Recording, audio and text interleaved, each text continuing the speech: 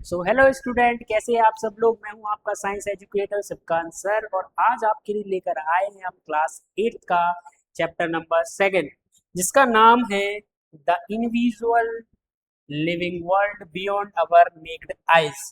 और ये जो है वो पार्ट सेकंड है। इससे पहले हमने एक वीडियो और बनाया है इसी टॉपिक के ऊपर जिसके अंदर हमने क्वेश्चन आंसर्स कवर किए हैं। अब ये आगे वाला वीडियो है जो हम कवर करने वाले हैं आज के वीडियो में। तो अगर आपने वो वाला वीडियो नहीं देखा है तो फटाफट से जाकर आप आई बटन पर क्लिक कीजिए और वो वाला वीडियो जरूर देख के आइए। तो चलो यार फटाफट से वीडियो स्टार्ट करते हैं बिना किसी देरी के। बढ़ते हैं हम लोग क्वेश्चन नंबर की तरफ। और क्वेश्चन पे बढ़ने से पहले एक बात आपको बता दूं कि कॉपी पेन निकाल लो, आज की डेट डाल लो क्योंकि स्टार्ट हो चुकी है शिवकांत सर की क्लास। तो आज हम क्लास में चेक करने वाले हैं क्वेश्चन नंबर 3 क्योंकि क्वेश्चन नंबर 2 हमने पिछली वाली वीडियो में कर लिया था। ठीक है, तो आप भी साथ साथ अपनी बुक निकाल लें और बुक में पढ़ते हुए चलें ताकि हम और आप आसानी से इन चीज़ों को कर लें। अभी मैं पेन का कलर चेंज कर देता हूँ जिससे आपको दिखने में आसानी। ओके, ठीक है। ओके, तो चलो क्वेश्चन नंबर 3 पढ़ लेते हैं भैया। क्वेश्चन नंबर 3 में क्या दिया गया है, ये रहा क्वेश्चन नंबर 3। क्वेश्चन नंबर 3 में दिया गया है कि farmer was planting wheat crops in his field. मतलब एक किसान है, किसान अपने खेत में क्या लगा रहा है, गेहूं लगा रहा है। क्या लगा रहा है, गेहूं लगा रहा है।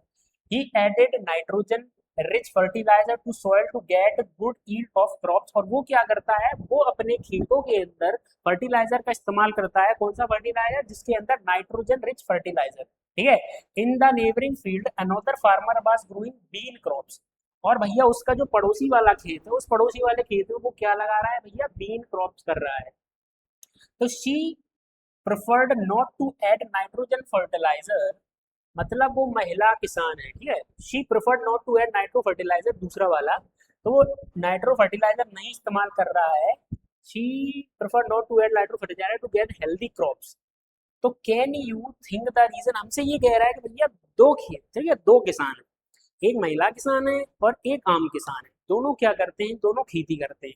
एक खेती करता है गेहूं की और दूसरी खेती करता है बीन की। जो गेहूं की खेती करता है किसान नंबर ए, वो क्या करता है, वो अपने खेतों में फर्टिलाइजर का इस्तेमाल करता है, नाइट्रोजन रिच फर्टिलाइजर। और बल्कि किसान बी जो है, जो महिला किसान है, वो क्या करती है, वो इनका इस्तेमाल नहीं कर सकती है ताकि उसकी फसल जो हो कैसी रहे, हेल्दी रहे।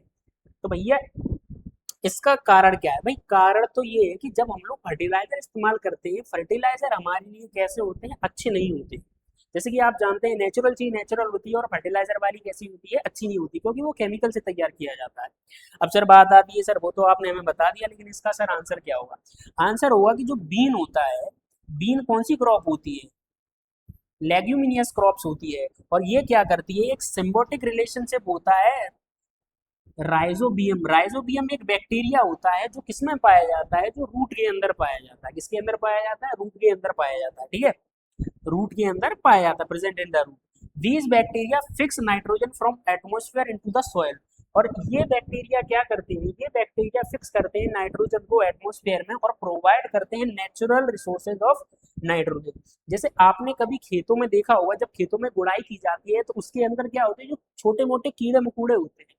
और वो कीड़े मकोड़े क्या करते हैं, वो कीड़े मकोड़े नेचुरल फर्टिलाइजर का काम करते हैं। या हम बोल सकते हैं कि जो गोबर का खाद होता है, गोबर का खाद कैसे बनता है, जब गोबर को एक जगह इकट्ठा किया जाता है और जब गोबर इकट्ठा होता है एक जगह पर तो उनके अंदर कीड़े लगते हैं छोटे छोटे। और वही छोटे छोटे कीड़े ही तो फर्टिलाइजर होते हैं।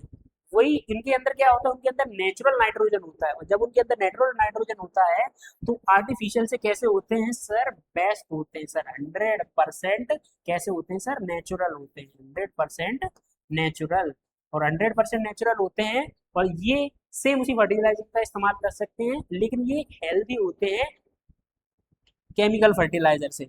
और the second farmer does not need to add nitrogen fertiliser, क्योंकि सर क्या होता है सर, बीन जो होती है वो सर, बीन्स कैसी होती है सर, लाइगोनोमियस क्रॉप्स होती है। और इसके अंदर क्या होता है, वो राइजोबियम बैक्टीरिया से इसका मेन क्या होता है सर, रिलेशन होता है। क्यों होता है, क्योंकि जो राइजोबियम बैक्टीरिया होता है वो रूट के अंदर पाया जाता है। जब वो रूट के अंदर पाया जाता है तो उसके अंदर नाइट्रोजन की मात्रा कैसी होती है सर, ज्यादा होती है। कैसी होती है, ज्यादा होती है। अब आपके लिए आज के लिए मैं एक सवाल देता हूं जो आपको क्या करना है, कमेंट करके बताना है। ठीक है, क्या करना है, कमेंट करके बताना है। आपको ये बताना है कि अभी के टाइम पर अभी के टाइम पे हम लोग कौन सी क्रॉप कर रहे हैं। जैसे कि इसमें इन्होंने बोला है कि ये वीट की क्रॉप कर रहे हैं, तो सबसे पहले आपको बताना है कि वीट जो है वो खरीफ क्रॉप है या रबी क्रॉप है, ठीक है। और दूसरा सवाल आपको ये बताना है कि अभी के टाइम पर जो जो खेती हमारी चल रही है सर्दियों के टाइम पर, वो कौन सी खेती चल रही है जो बरसात में अभी बोई जाएगी, ठीक है। ये आपको कमेंट करके बताना है। अब हम बढ़ते हैं क्वेश्चन नंबर 4 की तरफ कि सर क्वेश्चन नंबर 4 में क्या दिया गया है, ठीक है। तो क्वेश्चन नंबर 4 पढ़ लेते हैं। क्वेश्चन नंबर 4 में क्या दिया है? क्वेश्चन नंबर 4 में दिया गया है कि स्नेहल डग टू पिट। स्नेहल क्या करती है? दो गड्ढे खोदती है, एक ए और एक बी। किसके अंदर? सर अपने गार्डन के अंदर। पिट ए में क्या करती है? पिट ए के अंदर वो फ्रूट और वेजिटेबल्स के पील मिक्स करती है और ड्राई लीव्स मिक्स करती है। मतलब गड्ढा, दो गड्ढे होती है, एक गड्ढा एक और एक गड्ढा दो। गड्ढे ए के अंदर वो क्या करती है, जो जो हमारी सब्जियां होती है उनके जो छिलके होते हैं, या जो हमारी सब्जियां होती है उनके छिलके होते हैं, फ्रूट्स के जो छिलके होते हैं, या पेड़ों के जो पत्ते होते हैं जो सूख जाते हैं, जो टूट जाते हैं, उन पत्तों को डाला जाता है। और पिट बी के अंदर वो क्या करती है? Same kind of waste without mixing it well. पहले के अंदर वो इनको मिला देती है, आपस में मिक्स कर देती है, दूसरे के अंदर वो मिक्स नहीं करती है किसी भी चीज को। पहले के अंदर वो क्या करती है? ड्राई लीव्स को मिक्स कर देती है और दूसरे में वो ड्राई लीव्स को डालती ही नहीं है। तो शी कवर्ड बोथ पिट, और वो क्या करती है? दोनों गड्ढों को ऊपर से मिट्टी डाल देती है। और मिट्टी डालने के 3 हफ्ते बाद वो देखती है और उसने जो ये टेस्ट किया है उस टेस्ट से उसको क्या मिलता है भाई? पिट पिट ए के अंदर क्या फर्क पड़ा, पिट बी के अंदर क्या फर्क पड़ा। तो सबसे पहले हम देख लेते हैं कि पिट ए के अंदर क्या फर्क पड़ा। सबसे पहली बात आती है, वो इन दोनों चीजों को मिलाने के बाद क्या बनाती है? सर खाद बनाती है। क्योंकि जो छिलका होता है, चाहे वो फलों का छिलका हो, सब्जियों का छिलका हो, वो क्या बनाता है? वो बनाता है कंपोजिट खाद बनाता है, नेचुरल खाद होती है। तो पिट ए, गड्ढा एक के अंदर जिसके अंदर उसने सारी चीजें मिलाई थी, जिसमें ड्राई लीव्स भी मिलाया था, उसके अंदर क्या इम्पैक्ट पड़ता है? तो पहले के अंदर जब वो ग्रीन वेस्ट मिलाती है, तो ड्राई लीव्स जब वो उसके अंदर डालती है, तो उससे क्या हो जाता है? कार्बो नाइट्रोजन बैलेंस जो होता है वो क्या हो जाता है? क्या हो जाता है? बैलेंस हो जाता है। क्या करते हैं? जो लीव्स होते हैं, जो ड्राई लीव्स होते हैं, वो क्या करते हैं? वो कार्बन नाइट्रोजन को फिक्स कर देते हैं, क्योंकि उनके अंदर जो लीव्स मिल गई है, लीव्स क्या करती है? उसको बैलेंस कर देती है, ठीक है। और वहीं जो दूसरा पिट है, दूसरा पिट जिसके अंदर डिकम्पोज बना है, उस डिकम्पोज में क्या होता है? उस डिकम्पोज के अंदर वो बैलेंस नहीं हो पाता है। क्यों बैलेंस नहीं हो पाता है? Pit be lack this balance and will decompose more slowly, और वो थोड़ा ज्यादा वक्त लगाता है क्योंकि उसके अंदर नाइट्रोजन और कार्बन डाइऑक्साइड अच्छी तरीके से मिक्स नहीं हो पाता है, तो उसको ज्यादा टाइम लगता है और उसके अंदर स्मेल भी आती है। आपने देखा होगा जो खाद होता है, खाद में ज्यादातर स्मेल नहीं आती है। आप कभी आपके गांव में अगर कभी कभी आपको खाद मिले तो आप खाद को उठाना, उसमें से स्मेल नहीं आती है, उसमें से स्मेल नहीं आती है, गोबर में से स्मेल आती है। This experiment shows that decomposing agent like micro organism without water when both carbon rich and nitrogen rich are material are present. हमसे कह रहा है कि भैया जब कार्बन रिच और नाइट्रोजन मिक्स जब मिक्स होते हैं, तब जाके एक अच्छा डीकम्पोज बनता है। डीकम्पोज का मतलब क्या होता है सर? डीकम्पोज का मतलब होता है सर बहुत अच्छा खाद बनता है। क्या बनता है सर? खाद बनता है। और जब खाद बनता है तो वो खाद कैसा होता है? 100% नेचुरल होता है, बहुत जल्दी बनता है। और दूसरे के कंपैरिजन में, और दूसरे के कंपैरिजन में ये क्या बनता है? जल्दी बनता है। तो हम लोग बोलेंगे सर पहले वाले में जो है वो टाइम लगेगा। पहले वाले में क्यों टाइम लगेगा? पहले वाले में सिर्फ पहले वाले में सिर्फ टाइम नहीं लगेगा, पहला वाला जल्दी बन जाएगा। क्यों जल्दी बन जाएगा? क्योंकि उसके अंदर नाइट्रोजन, कार्बन और नाइट्रोजन का बैलेंस कैसा है? बराबर है। और जब ये बराबर है तो जो डिकम्पोज है वो जल्दी बन जाएगा। और वहीं पिट बी के अंदर क्या है सर? पिट बी के अंदर ये बैलेंस कैसा है सर? नहीं है, ये लैक ऑफ बैलेंस है। लैक का मतलब होता है सर कम है, और ये कम है तो क्या करेगा? डिकम्पोज में धीरे धीरे होगा और इसके अंदर स्मेल भी आएगी। तो इस एक्सपेरिमेंट से हमें पता चलता है कि डिकम्पोजिंग एजेंट होता है, कौन होता है डिकम्पोजिंग एजेंट? पहला होता है sir micro organism. Micro organism क्या होते हैं सर? छोटे छोटे से कीड़े होते हैं, सूक्ष्म कीड़े, जो हमें शायद अपनी आंखों से दिखाई नहीं देते। कुछ ऐसे कीड़े होते हैं जो हमें अपनी आंखों से दिखाई देते हैं, और जो अपनी आंखों से दिखाई दे उसे क्या बोलते हैं? क्या बोलते हैं भाई? जो अपनी आंखों से दिखाई ना दे उसको क्या बोलेंगे मिस्टर इंडिया? नहीं सर, उसको बोलते हैं सर माइक्रो ऑर्गेनिज्म। और ऐसे सूक्ष्म जीव जो हमें सादा आंखों से दिखाई नहीं देते हैं। और दूसरा होता है सर जो हमें अपनी आंखों से दिखाई देते हैं। उसके अलावा सर और बेटर बैलेंस के लिए हमें क्या चाहिए? कार्बन कार्बन रिच और नाइट्रोजन रिच मटेरियल भी होना चाहिए, जिससे क्या होगा? उतनी अच्छी तरीके से ये क्या होगा सर, उतनी अच्छी तरीके से ये डिकम्पोज होगा। चलो भाई फटाफट से क्वेश्चन नंबर 5 देख लेते हैं। सर आप तो सर बहुत कर रहे जा रहे हो सर। हमें भी भैया यही करना है। आप लोगों के तो अब स्कूल स्टार्ट हो गए होंगे ना। तो सबसे पहले हम क्या करेंगे, क्वेश्चन नंबर 5 देख लेते हैं। क्वेश्चन नंबर 5 में हमारे पास दिया गया है identify the following micro organism. हमें भैया माइक्रो ऑर्गेनिज्म बताने हैं कौन कौन से, ठीक है। क्वेश्चन नंबर पहला देख लेते हैं इसका। पहले बोल रहा है I live very kind of environment. हमसे कह रहा है कि आई live in every kind of environment, मैं हर तरीके के इन्वायरमेंट में रहता हूँ। एंड इनसाइड योर गट, और आपके गट के अंदर भी रहता हूँ। तो क्या है ऐसी चीज जो हर जगह पाई जाती है और आपके गट के अंदर भी रहती है, बताओ। वो होता है बैक्टीरिया। क्या होता है वो, बैक्टीरिया।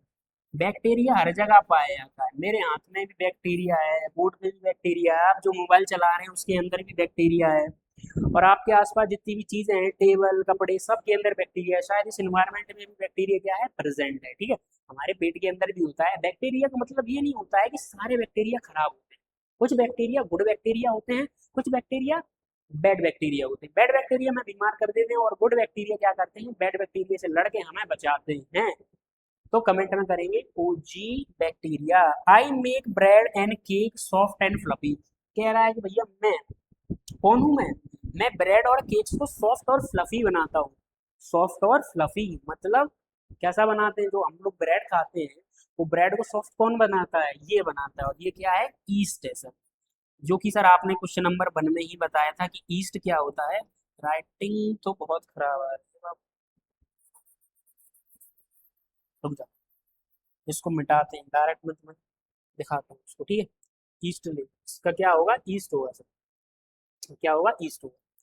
उसके बाद आता है sir question number 3। Question number 3 में हमसे क्या पूछा, क्वेश्चन नंबर 3 में पूछा I live in the root of the pulse crop and provide nutrition for their growth.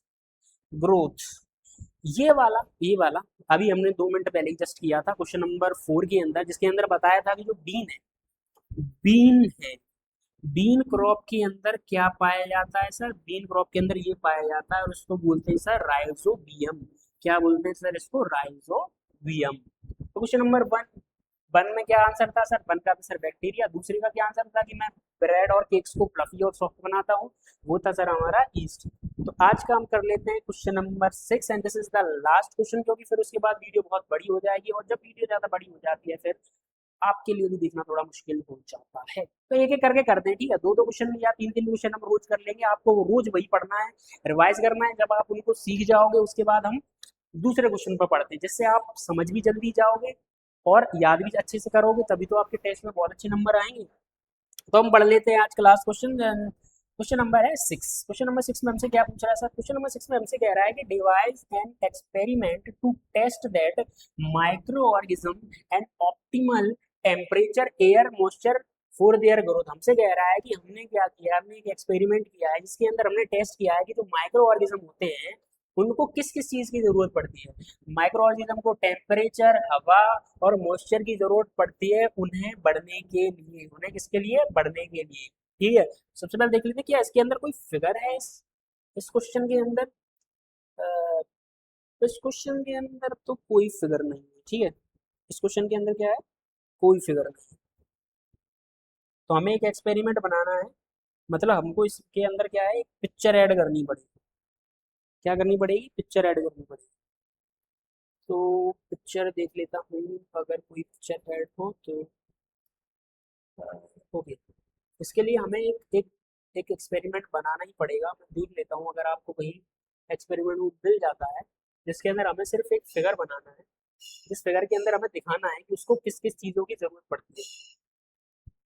Simple हम कोई भी फिगर बना सकते हैं लोगों को, मैं कोई भी एक फिगर बना देता हूँ सिंपल। इसके अंदर हम उसको बस ये हमें दिखाना है कि इस एक्सपेरिमेंट के अंदर जो माइक्रोऑर्गेनिज्म होगा उसको टेम्परेचर, एयर और मॉइस्चर की जरूरत पड़ेगी। तो हम लोग क्या कर सकते हैं, सिंपली जो अपने आसपास जो कूड़ा होता है या जो पॉट होता है, जिसका एग्जांपल हमने अपने 2 मिनट पहले लिया था, उस पॉट के अंदर हमने ये सारी चीजें डाली, तो बताएंगे तो भैया सबसे पहले उसको किस किस की जरूरत पड़ती है, टेम्परेचर की जरूरत पड़ती है। क्योंकि अगर टेम्परेचर नहीं होगा, अगर टेम्परेचर नहीं होगा तो वो क्या होगा, उसके अंदर से उस अगर टेम्परेचर नहीं होगा तो क्या क्या होगा, देखो ज्यादातर गर्माहट होती है। जब गर्मी ज्यादा पड़ती है तो उससे ही वो क्या होता है, उससे ही वो उतनी अच्छी तरीके से डिकम्पोज होता है।